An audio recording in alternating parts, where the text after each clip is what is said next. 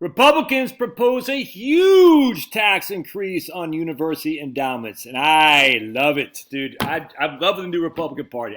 Pinch me. Am I alive, dude? I'm so excited. Dude. We are crushing. I love it, man. Anyway, so check this out. My man Troy E. Niels, I don't know him, but he's from Tejas. I think, yeah, Tejas District 22, introduced the Endowment Tax Fairness Act, a bill that would raise the excise tax levied on certain private university endowment profits from 1.4% to 21%. Elite private universities, come here, puppy. I would go after public universities too, but that's okay. Elite private universities have accumulated and sit on massive endowments and pay a tax of less than 2% on the investments of their endowments, on their earnings, I should say, which is far lower than what most hardworking Americans pay in tax. Excuse me.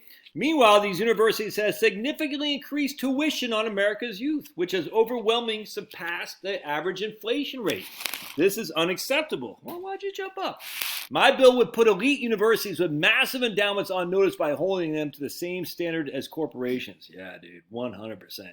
Raise the excise tax on annual private university endowment profits from 1.4 to 21%, in line with the corporate tax rate.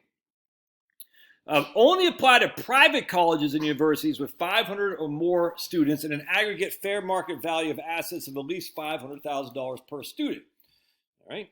Revenue derived from this would go strictly to the general fund and be used for the national deficit reduction purposes. I'd actually like them to use it to fund Social Security, because they actually bring in some revenue here, man. How dare you tax the endowments, Josh? I thought you were a Republican.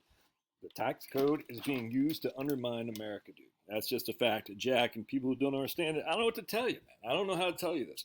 We shouldn't punish people. We're not punishing people. We're not saying you can't make money.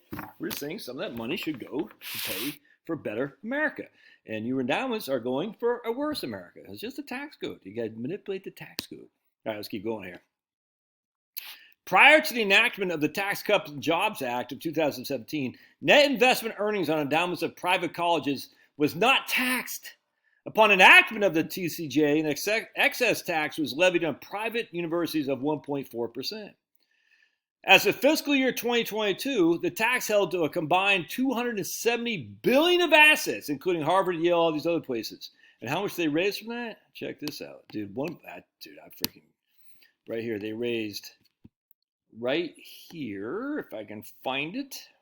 In 2023, 33 universities paid about $380 million under the endowment tax, up from $68 million in 2021. And remember, there was no endowment tax previous to 2017.